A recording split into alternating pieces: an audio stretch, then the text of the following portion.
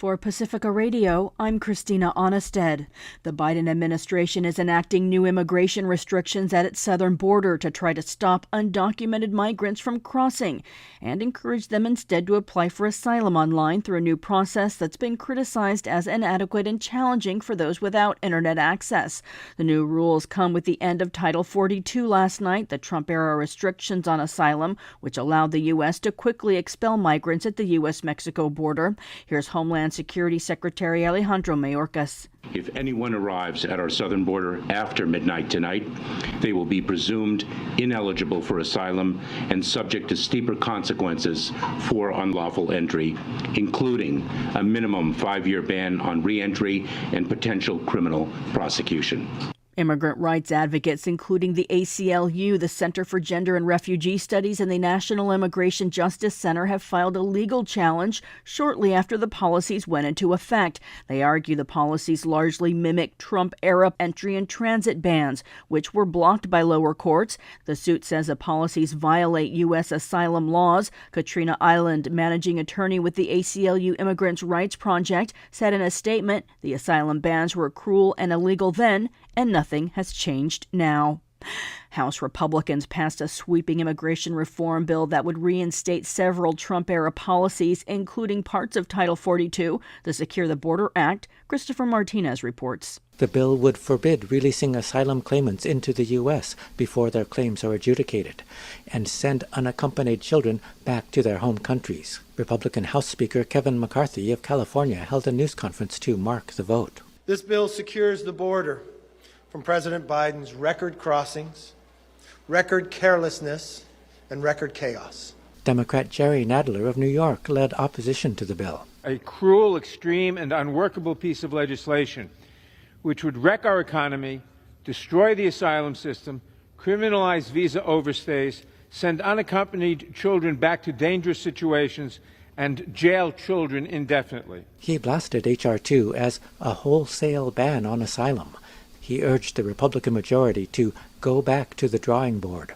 This bill attempts to combine a variety of different bills, each one more cruel and heartless than the last. The bill goes next to the Senate, where Democrats hold a majority opposed to H.R. 2. President Joe Biden has also said he would veto the bill if it comes to his desk.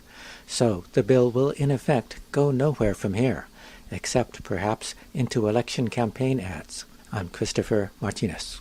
The U.S. ambassador to South Africa is accusing the country of providing arms to Russia. The AP's Sagar Meghani reports. Ambassador Ruben Brigady says the U.S. is certain weapons and ammunition were loaded onto a Russian cargo ship secretly docked at a South African naval base in December.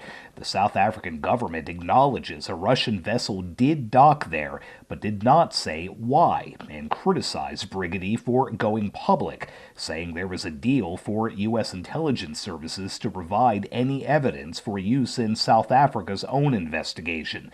The government there says it has a neutral position on the war in Ukraine, but recent displays of closeness with Moscow have raised accusations it's effectively on Russia's side. Sagar Meghani, Washington. A Marine Corps veteran who used a chokehold around the neck of a homeless passenger during a possible mental health crisis, killing him on a New York City subway, has turned himself into authorities on a manslaughter charge. Manhattan prosecutors said Thursday they would bring the charges against 24-year-old Daniel Penny in the May 1st death of 30-year-old Jordan Neely, following days of protests and demands for accountability. Neely's death was captured on video and caused outrage. Penny's attorneys have said he acted in self-defense.